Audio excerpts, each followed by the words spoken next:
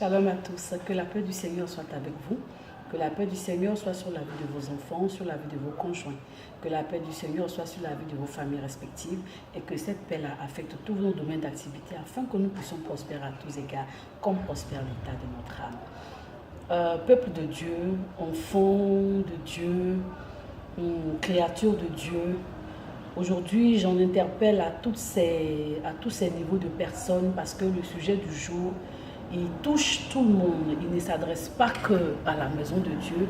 C'est vrai que retrouver cela dans la maison de Dieu est lamentable, d'autant plus que nous avons été prévenus au travers des Saintes Écritures qui disent ne vous conformez pas au siècle présent, qui disent encore vous êtes dans ce monde mais vous n'êtes pas de ce monde. Malheureusement aujourd'hui nous usons des réseaux sociaux, surtout dans les inbox, nous usons de ces réseaux-là de manière anarchique. L'enfant de Dieu l'utilise comme celui qui n'a pas encore rencontré Dieu.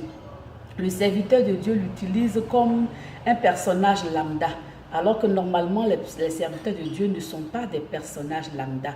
Ce ne sont pas du tout des personnages lambda, mais malheureusement avec les actes que les uns et les autres posent, ils deviennent tous des personnes ordinaires, des personnes sans charisme, des personnes sans autorité.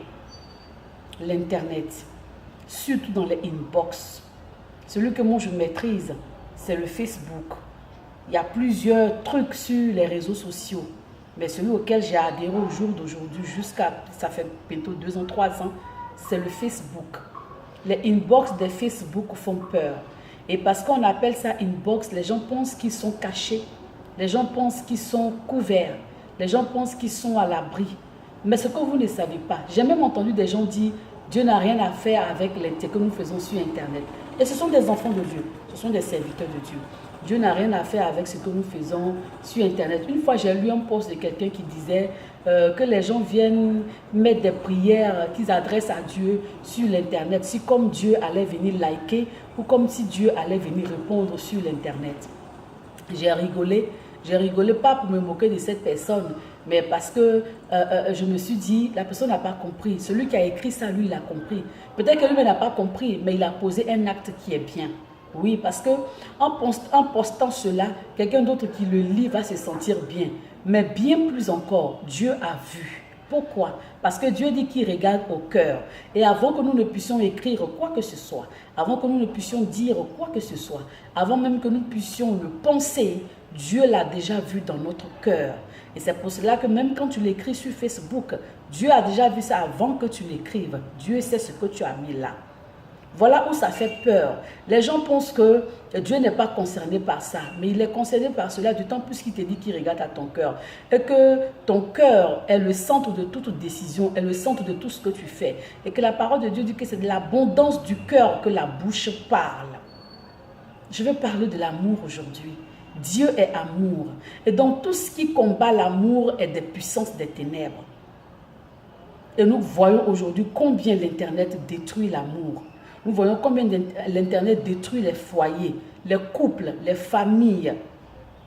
Aujourd'hui, à cause de l'Internet, quelqu'un peut laisser sa femme dans le lit, aller s'enfermer dans les toilettes pour faire n'importe quoi avec quelqu'un de virtuel. Mais en même temps que tu penses que la personne est virtuelle, les effets nocifs du moins, de ce que tu es en train de faire, vont devenir physiques et vont dégrader ta maison, vont dégrader ton foyer. Aujourd'hui, j'étais là et puis une image m'est venue quand je pensais à l'amour. Je voyais comme on me disait, prends un tuyau d'arrosage, branche-le à la sortie d'eau d'un robinet, ouvre le robinet, c'est-à-dire ouvre grandement le robinet et observe le débit de l'eau. Donc, tout ça en esprit, je le faisais et je voyais comment l'eau sortait vraiment avec un fort débit, comme si j'étais en train d'arroser des plantes et il y avait suffisamment d'eau. Et je voyais les plantes croître, elles étaient belles, elles étaient épanouies. Et puis la voix me dit encore, maintenant, perce des tuyaux de chaque côté, perce des trous de chaque côté de ce tuyau d'arrosage. Je me suis vue en train de percer des trous. On me dit maintenant, ouvre encore l'eau au même débit, sinon même si tu veux au plus fort encore, ouvre. J'ai ouvert toujours en esprit et j'ai vu que bien que l'eau était toujours ouverte au même débit, mais quand ça sortait maintenant par la sortie principale, alors que je n'avais pas encore fait des petits trous, maintenant L'eau qui sortait là-bas, le débit était devenu faible. Le débit n'était plus le même. La voix me dit, c'est comme ça que nous répandons l'amour. C'est comme ça que nous détruisons l'amour premier que nous portions à nos partenaires. À cause de ce qu'en route, au travers de ces petits trous, de ces trous qui sont percés autour du tuyau d'arrosage, que nous appelons, oh, c'est juste de l'amusement.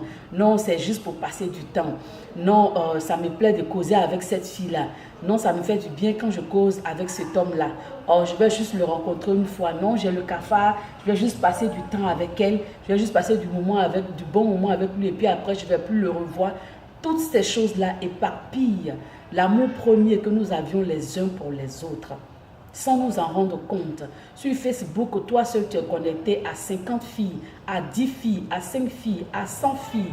Et dans la journée, tu es en train de dire à chacune de ces filles-là, je t'aime, je t'aime, je t'aime. Sans t'en rendre compte, petit à petit, l'amour premier que tu avais pour ton partenaire ou pour ta partenaire, tu es en train de le diluer, tu es en train de le diminuer, tu es en train de le réduire. Et puis un matin, pour rien, tu n'arrives plus à voir cette compagne-là telle que tu la voyais. Cette compagne que tu voyais comme une reine, cette compagne que tu trouvais sans défaut, cette compagne que tu trouvais bien, qui te convenait. Subitement, tu te dis, mais pourquoi est-ce que je l'avais placée si haut? Non, sa position n'a pas changé. Elle est toujours placée si haut où tu l'avais mise. Et c'est là-bas réellement sa place. Mais c'est toi qui es en train de placer d'autres personnes sur ces lieux élevés. C'est toi qui es en train d'élever d'autres personnes. C'est toi qui es en train de patauger dans des eaux qui ne t'appartiennent pas. Le Seigneur dit, bois à ta source. Bois à ta source. La source étrangère entraînera la mort. Les inbox de Facebook. Vous vous croyez à l'abri, mais vous n'êtes pas à l'abri. Il est écrit qu'il n'y a rien de caché qui ne sera découvert et rien de secret qui ne sera su. Quand tu es en train de parler avec quelqu'un, tu parles avec une personne qui t'a amené une image, tu parles avec une personne qui t'a amené un nom et tu penses que tu parles réellement avec cette personne. Mais ce n'est même pas la personne qui est à l'autre bout. Je ne suis pas en train de dire que même quand tu vas faire un appel vidéo, la personne ne correspondra pas physiquement. La personne va correspondre physiquement. Mais en réalité, c'est quelqu'un d'autre qui est derrière, qui utilise cette personne-là pour découvrir certaines choses. Ou alors, peut-être quelqu'un cherchait une faille. Une faille en toi, la personne veut se débarrasser, la personne ne sait pas comment faire. Ou alors, tu t'es toujours fait passer pour quelqu'un de saint, quelqu'un qui est sans faute, quelqu'un qui est pur. Non, moi j'échange seulement 2-3 trucs en inbox, je ne vais pas plus loin. À force de le dire, un jour la personne se dit, attends, je vais vérifier. Et puis te voilà, tu es en train de parler avec quelqu'un, mais en réalité c'est un faux profil. Et pourtant, quand tu appelles sur la vidéo, c'est le même visage que tu vois sur le Facebook qui décroche. C'est la même voix, c'est la même personne. Tu parles avec cette personne, mais derrière cette personne peut être caché en réalité ton mari.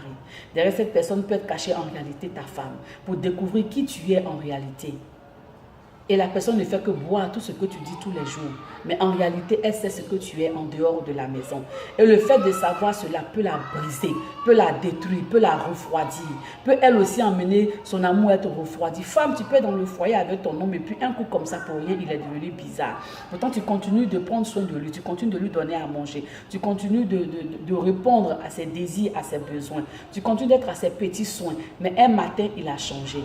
Revois-toi. Certainement qu'au travers d'un vrai faux profil, il a découvert des choses que tu fais en son absence.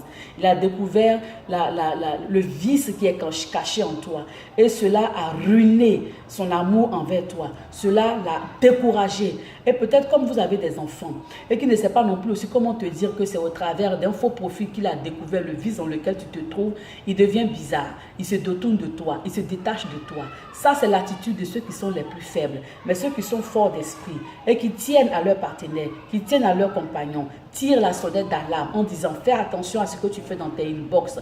Ça peut se voir, ça peut se découvrir. Quand la personne n'entend pas, tu finis par lui dire écoute, tel profil avec lequel tu parlais, en réalité c'était moi. Je te le dis parce que je ne veux pas te perdre. Si tu pouvais être en train de dire ceci avec moi, c'est que certainement tu le dis avec une multitude d'autres personnes. Tu ne connais pas ces personnes-là. Ces personnes peuvent être aussi des amis de moi sur le Facebook, sans compter que tu ne peux pas connaître tous les membres de ma famille. Et te voilà en train de montrer ton intimité à une femme que tu crois être une personne très loin de nous. Or peut-être que c'est une cousine proche. Or peut-être que c'est une soeur que tu ne connais pas. Or peut-être que c'est une tante que tu ne connais pas. C'est sans doute un oncle, c'est sans doute un cousin, c'est sans doute un frère. Ah oh, que ce qui ne va pas. Et ceci jusque dans la maison de Dieu, jusqu'au sein du peuple de Dieu. c'est grave. Première partie. Shalom à tous.